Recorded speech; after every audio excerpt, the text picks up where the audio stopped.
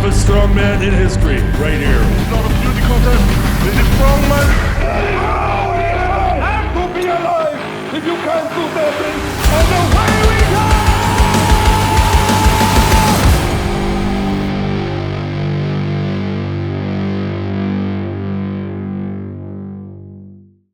Hello and welcome to the Giants Live podcast, and we're going to do a follow-up. It's going to be the winners podcast from the World Tour Finals.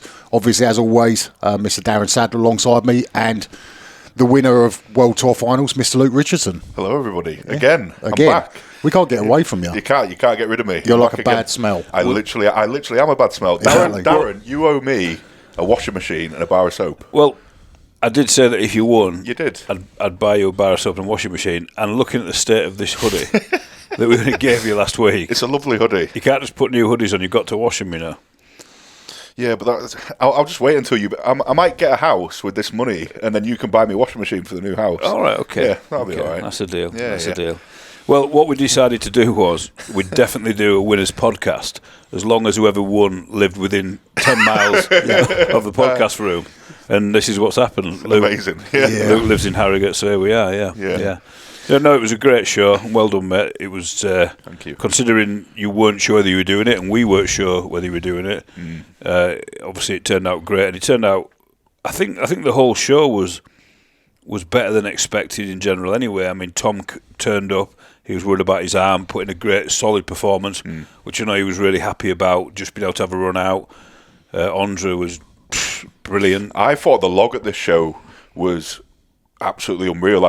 I was actually more impressed with the log than I thought I was going to be. Like, do you know, coming into the show, it was a bit like, oh, well, Bibby isn't here. I know there's going to be a couple of lads around the 220, whether they do it or not, but Andre and Jack proper stepped up, didn't they? Oh, Do you remember a few years ago we had the log lift championships, and it was in Leeds, and it was really bad, and I think Luke Stomp won it with like 185. The opener was 180, wasn't it? And like 7 guys missed it. It was so bad. Yeah. And I just had the feeling that obviously a lot of people say they're going to do sub 200 and all this sort of thing, and I just thought, well, I'm not going to count on this, because if that happens again, so it'll be what it'll be. And actually, it was so impressive. Yeah, it was, and then I think a few guys as well. Like, it was very competitive for the overall show as they were working through the rounds. It was like everyone was looking good, like 180s were looking good. Yeah. Obviously, I thought the 190 would be enough. I said that in the podcast before. And it did turn out to be good enough for the overall show.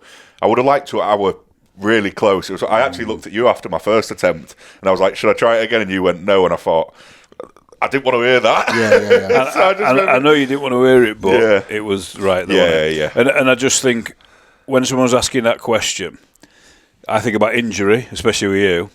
You know, I do. You think, and it was like it was close, and you put a lot of effort into that first 200, a lot, and I just couldn't see you getting it. And when you said, "Do you think I can do it?" I thought, I've just got to be honest and say no, because I didn't think you could, and I was right. Yeah. There was a few unbelievable performances on the log, though, wasn't there? There was, I mean, obviously Andre and Jack were, I mean, Jesus Christ, they were both amazing. But then even people like Andrew Flynn really impressed me. He got 180, nearly got 190, which, you know, he wasn't renowned for being a great presser a couple of years ago, but that's really come on. He's like a more athletic strongman, isn't he? And that was absolutely fantastic. And I got to say it, the way Jack cleaned the world record as well, I was literally blown away by it. Dude, I honestly thought, to be honest, I said it to Magnus, when he went, because when he came down here, he failed to clean a 200.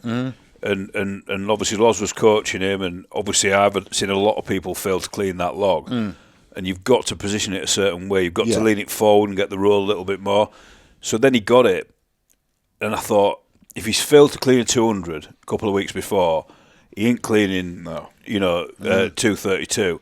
And I said to Magnus, I'm just being honest, I said, I don't think he'll clean it, mate. And then he popped it up. I was like, hang on a second, because his press is unbelievable. Never did I think I'd see at this show 2 people at least attempt the world record. Yeah, it was crazy. I mean, Andre as well was amazing. I think his press on 220 is so good. I think Andre's getting caught out on the clean element because he trains on a metal log and he's cleaning it flat. He's not rolling it away like you say. I think if he can clean it next year, I've said to him, you need to buy a wooden log and then you need to come here heaviest log session, because if he can clean it, I genuinely think he'll press it. I agree. So he pressed 220. So it was like he was getting better as it was getting heavier. It was weird. I think with Andre as well, I mean, he just keeps getting better and better. You coach Andre as well, don't you? Yeah. I mean, you sure get you want to do that, me mate? soon, isn't he? Yeah, exactly. It was solid and everything, wasn't it? Unbelievable. I mean, so impressive. But I mean, there were so many good things to talk about. I mean, like Tom was decent on the log as well. So obviously, especially with him, he's been out injured. He's just come back, first show back. I thought it was great, absolutely fantastic. There was a lot of near misses as well, which made it even more exciting. I found with Tom though, or I've always found with Tom, when he gets a press, like an axle, like Tom's axle is mental, like his axle press. When he gets one, even if it's heavy, he makes it look so easy, or he doesn't get it. Does that make sense? Like, if he doesn't get it, it's just not going. Because if you looked at his 200, you thought, he's going to get 210. Yeah. Because when he gets it, it was probably the best 200 out of anybody, wasn't it? Like, and you think 210's going to fly. Yeah. It's as if you just tipping point and that's it. It's probably a good way to be in a way. Yeah. He doesn't tend to struggle with it. He just does it or he doesn't do it. Yeah. I mean, it was super exciting. I mean, like you said, I mean, I probably wasn't expecting that much, but it was great. I thought the log press was fantastic, and it'd be interesting to see what happens next year. There's obviously Lucas and Try-Along as well. Yeah, it'd be nice. I mean, we could have 4 guys and Bibby as well. We could have 5 guys. Well, even going Bibby's after the training world for record. next year already. He said he wants to do it. It'd be nice to get Lucas Hatton there. Trey's such a solid presser. And I think this could really bring the best out of Bibby as well. I agree. Because he's been so untouchable on presses for so long. Yeah. Not that I think it's kind of like, well, if you can break it by a kilo every year and the next nearest guy's 20 kilos away, there's not that pressure. Whereas obviously, I think Bibby's a very competitive person anyway, but pressing's his wheelhouse, and he has a real big thing. Do you know when some people just like really overvalue one singular thing? He's just like doesn't want to ever give up a press ever, does he? So I think next year that could be one of the best moments of the whole year. I was thinking about it. The reality of it is the only person to actually get near Bibby was Eddie before he retired. Yeah. So Eddie had to go at the world record before he retired and almost got it.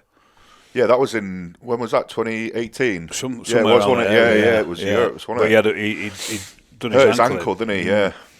But Eddie had such immense pressing power. But other than that, like there's nobody that's cleaned that way and had a good go at it. That's a good point. Yeah, like it's never really.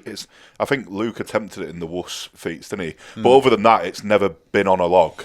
No, but now we've got a few guys that are really closing in on it, which is amazing. It means for an exciting year, definitely next year. There's no doubt about that. I mean, if all these guys stay on the right trajectory as they are at the moment, I mean, we literally could have 5 guys going for the world record. It would be crazy, wouldn't it? That Mental. would be absolutely crazy. You'd have the biggest deadlift of the year, biggest deadlift ever, Yep. by a mile, with a few guys going over 500 maybe, and then maybe a few 500-pound logs as well. Nuts, isn't it? That would be Hell of it. And then the rest of the events, we had the wheelbarrow load and push, which I really liked that. It was so cool.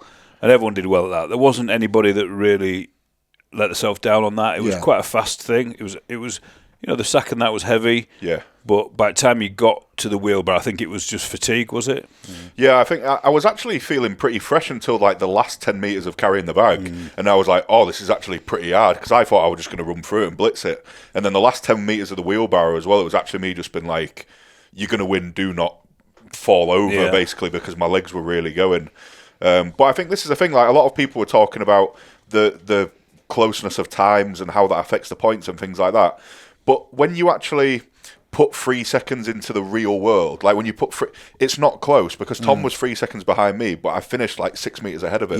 So it's like, do you know, when you look at it that way, it's like, yeah, sure, it's only 3 seconds, but when you actually see it as it is, it's when quite you move a large it margin. pace. But I think I think Evans Nana was great on that. He did really well. Yeah, Andy Secured Flynn a as few well. points. Andy Flynn was brilliant. Yeah. And you won that event, didn't you? Yeah, I did. And then we moved on to the duck walk into chain drag, which you fell over again. I did. Cal Cos went the wrong way. Cal went the wrong way. Yeah, that was a strange one. Yeah. I don't know what he was thinking there, because everyone got told which way to go. He literally said that as he was walking out. You said, make sure it goes on the mat over there, mate. And then he just spun around and gone away. What I tend to do is, I know we've already had an athletes meeting, Yeah. but obviously everyone's a bit like, what the athletes meeting is like, everyone's a bit giggly and all that sort of thing, even though they're 30-year-old men. Yeah. And so when you walk out, if you notice now, I said, listen, guys, that has got to go on there and then drag that back. I always like, just describe what you've got to do. Yeah. So it's idiot proof. Yeah. Yeah. And then he runs out. He was so confident as well. Do you know, running around it and taking it the wrong way? To be fair, he actually pulled it back pretty well. Did. Yeah. He sort of gathered it, considering he went a few metres the wrong way. I do wonder what difference, I haven't had a look, but what difference would that make? Because he actually had a really good time anyway. Yeah. I think he had a really good performance, Cal. I know we'll speak about it on the next one, but Wrecking Ball Holly was really good as well. But I was actually surprised at how quick Evans was on the drag, because I think I was taking longer steps because my legs are strong enough. But that floor was a lot higher friction than when we did it last time in Leeds. So when I was taking the long steps, I was able to take long, fast steps, whereas Evan was doing the short, quick ones, and I think he just... I mean, he trained it enough times while he was over it. He should have been good at it. Jesus. It's totally different. The floor out there, it is a lot heavier out there. Yeah. And it's a totally different thing. It's...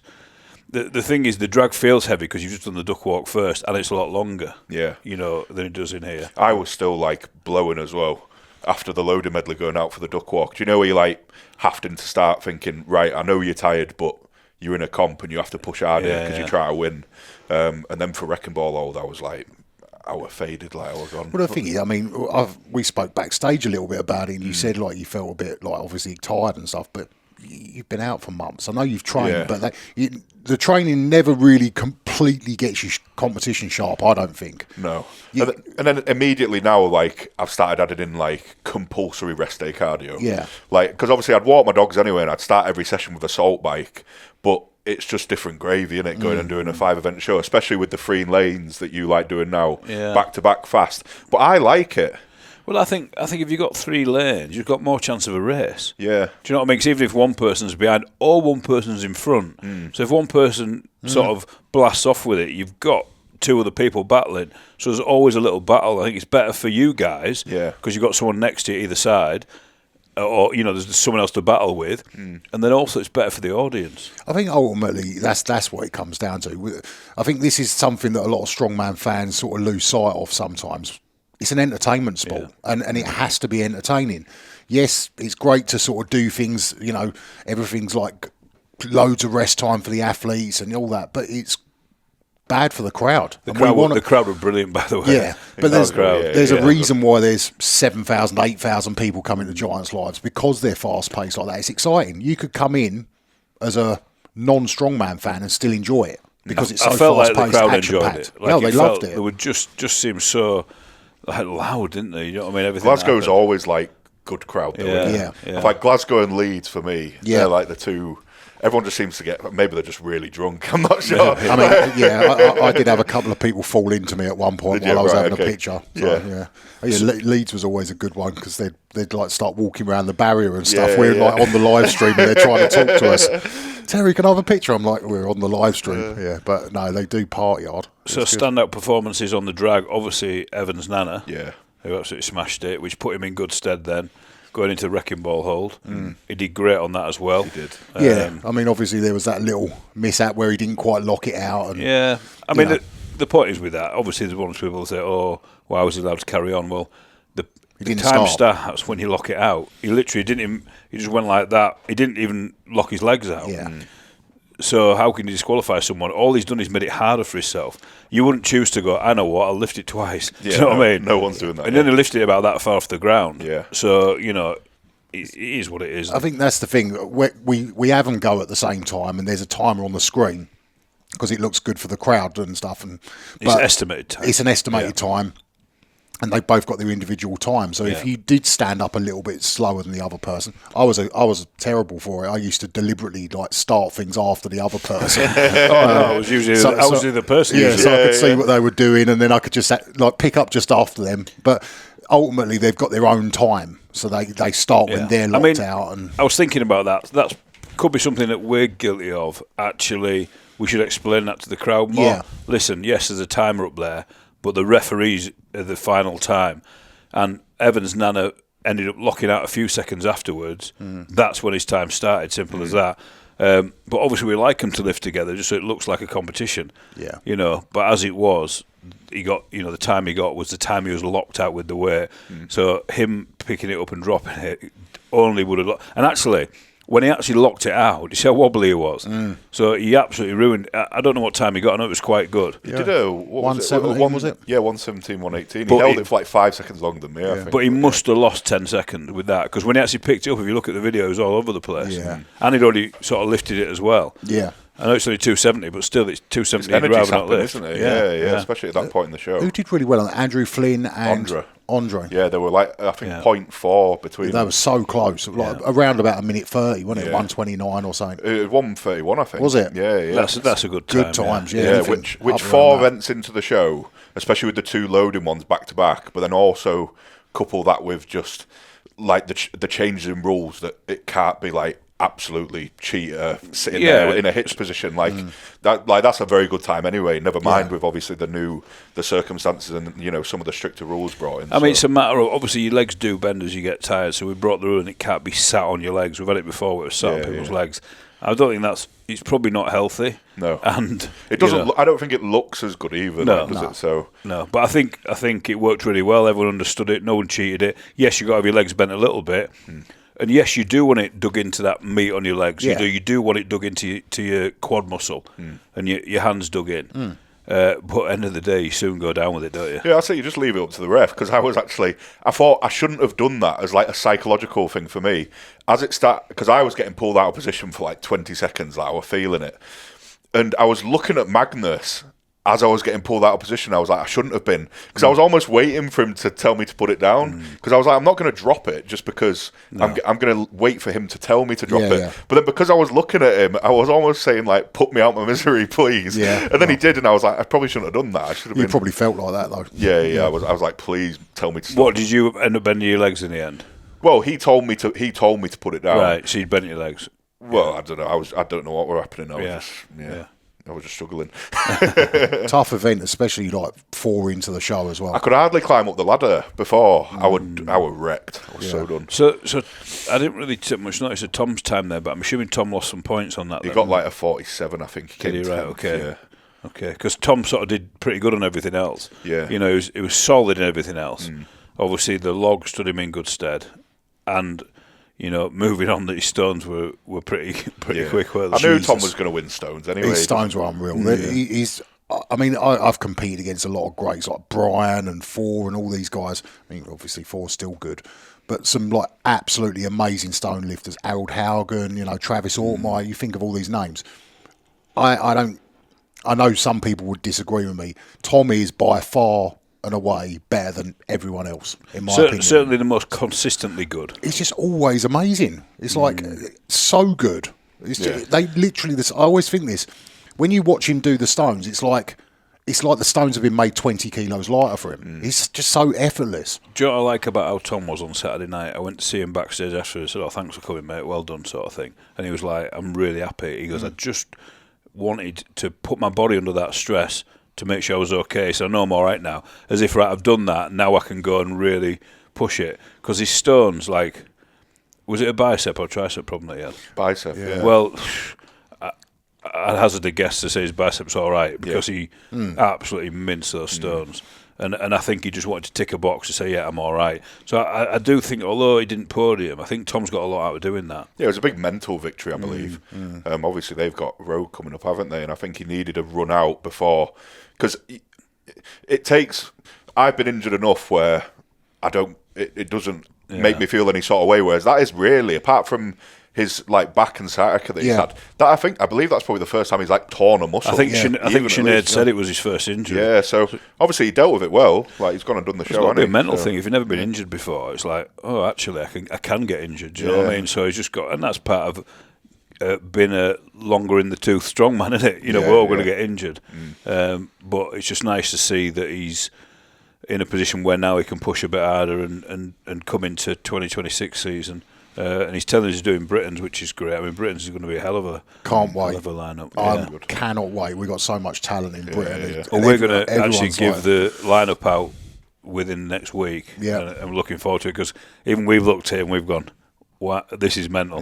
Like, this is mental. So we've got the events and the lineup to come, and it's just so impressive. So is Europe's, actually. Yeah. Like, everything's looking so good for 2026. You've got a lot of athletes really on form and really wanting to to get out there and prove it, you know.